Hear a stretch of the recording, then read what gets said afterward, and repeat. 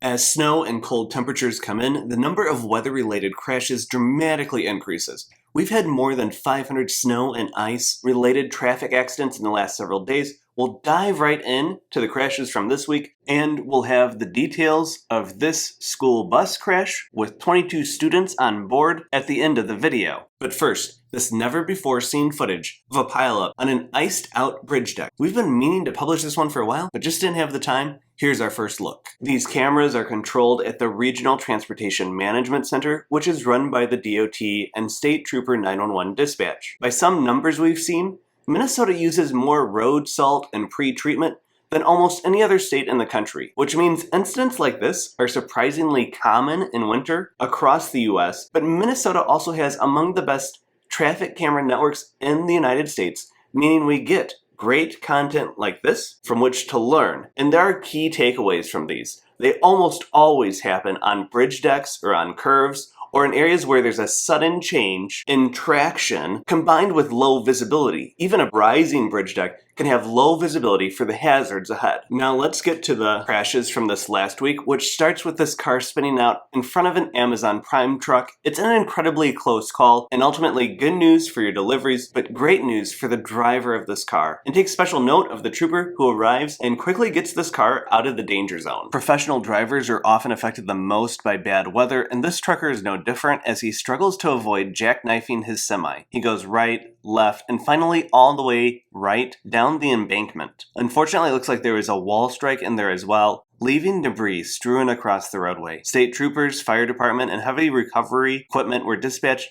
to get this truck out of this situation.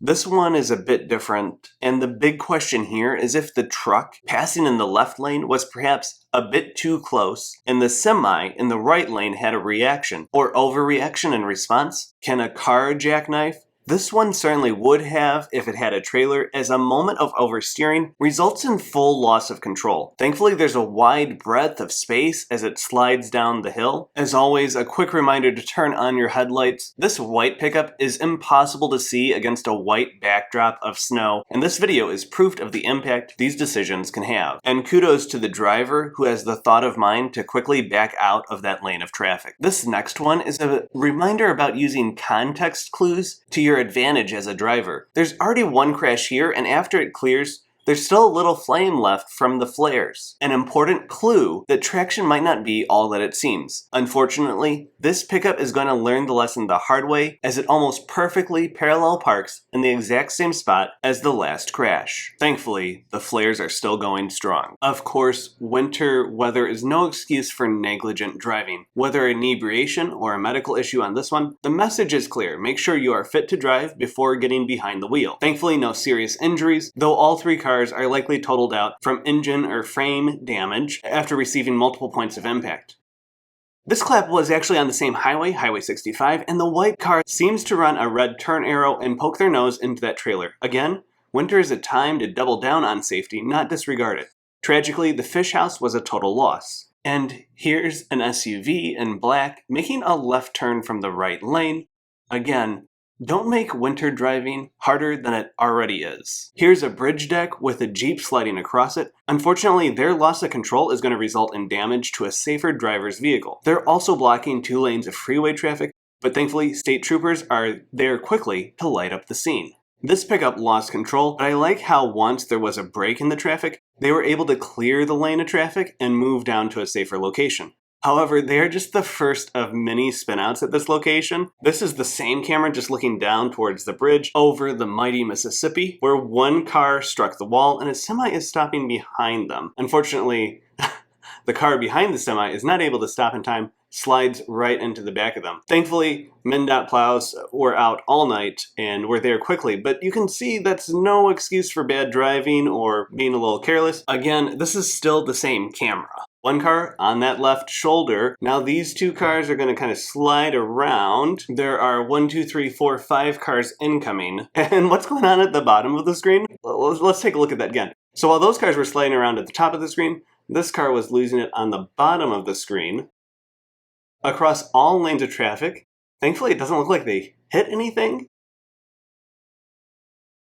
But you definitely get the sense they've done this before, because they do a little loop-de-loop get right back on the road and are on their way, or at least go down further where it's a little safer down road and fully onto the shoulder. Temperatures will fall in the evening and any remaining liquid on the road can quickly freeze. So this car in the left lane loses control but is cushioned by the adaptive median barrier, which prevents them from careening across the median into oncoming traffic. You can see the tire marks and treads there. Once the troopers arrived, that was a half shoulder on the left they were partially blocking. It's worth noting what the professionals do when they get on scene: move them into a protected shoulder and get out flares for extra visibility. At the bottom right side of your screen is our next crash, and what's so interesting about this one is the car went off-road but then came back on and limped across 3 lanes of highway traffic remarkably without being hit. You'd think this is a familiar story. Police and DOT trucks show up and start working the crash scene. But then on the other side of the road, take a look, because we've got a car that ignored the context clues of a nearby crash and slid into the median concrete barrier. They lost traction. Then in the same moment, a Tahoe SUV at the bottom of your screen also loses control. Thankfully, they're going pretty slow, so contract is with a low force. And look at how quickly the police were 15 seconds behind them in that line of traffic. They show up, and again, take a look at what the professionals do. We've got a car on a curve, on a road deck, on a bridge deck. Let's get them out of that lane of traffic, move the crash down to a safer location. This next one, another pickup sliding into the left median wall, but that's not the big story here. It's what happens next, because this car has already lost control. It's sliding along that wall the whole time and crashes on into the pickup. The pickup driver was out of their pickup at the time. Thankfully, they were okay and ran across those lanes of traffic. No traffic was present, but a lesson here to think about: what is a safe location when you're in these types of situations? Speaking of safe or unsafe locations, here's 2-car crash blocking 2 lanes, slippery road conditions, and low visibility because they're heading around that curve. Thankfully, police arriving quickly on scene, and very shortly thereafter, plows were on scene as well, which helped prevent this from becoming a larger situation. This crash is happening, of course, at the end of a bridge deck, just because those bridges really do ice over first. It's a half rollover, which brings us to the topic of rollover crashes. This one, they were okay. They came off with a little lower speed and only did half a rollover. Now, this car going off to the right side into the ditch and had a little bit too much speed or velocity carried into that, so it does a 1.5 turn rollover.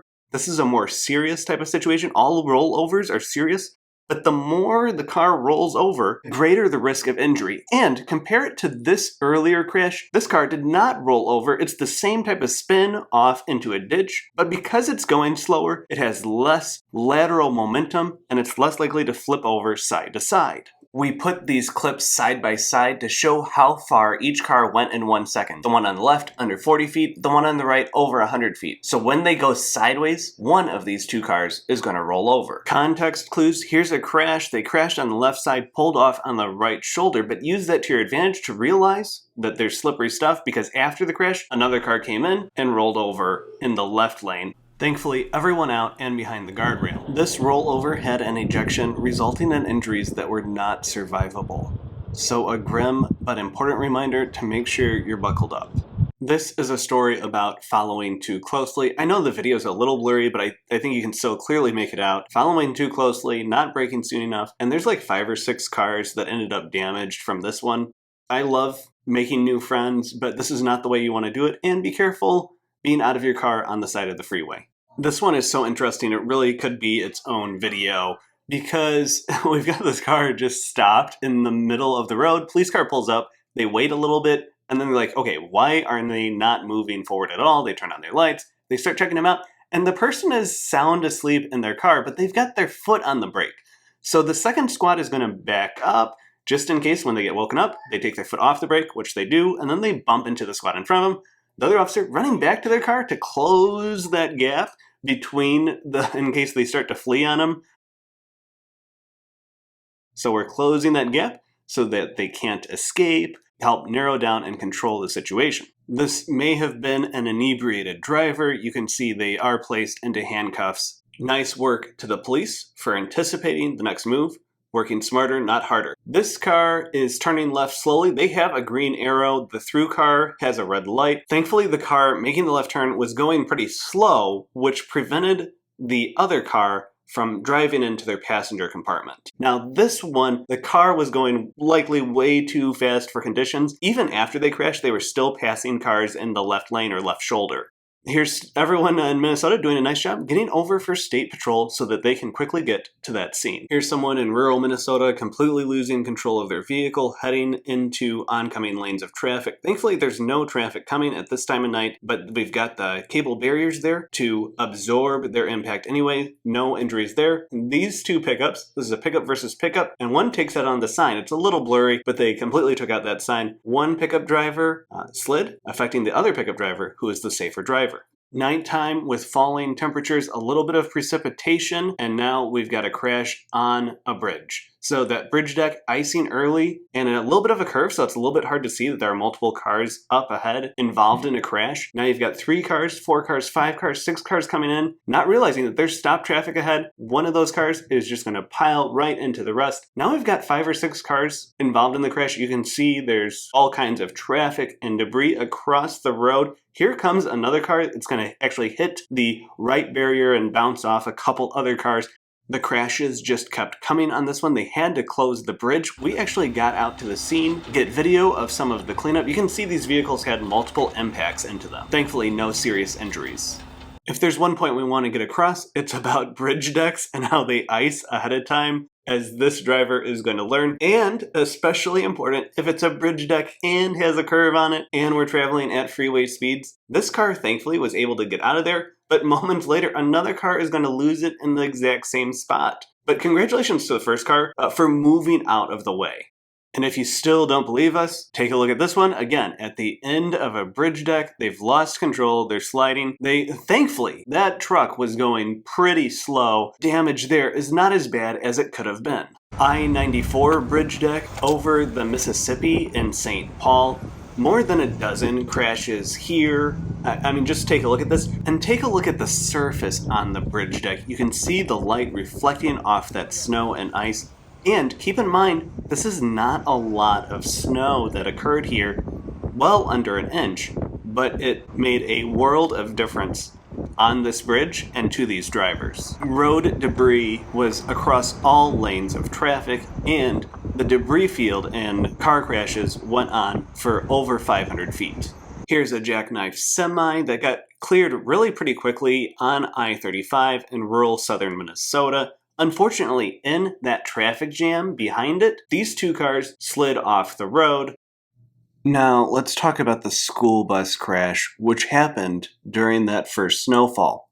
The black 1909 Isuzu Rodeo and the bus were traveling the same direction over the bridge. While on the bridge, the Isuzu lost traction, struck the concrete wall, and then hit the school bus, which had 22 children on board. Both the bus and the Isuzu came to rest in the center median.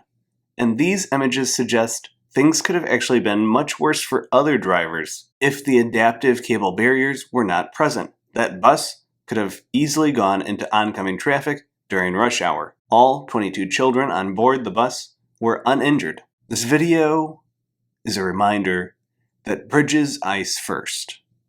And when you get to the end of that bridge deck, the fact that you've gone 100 or a few hundred feet without traction may eventually catch up to you.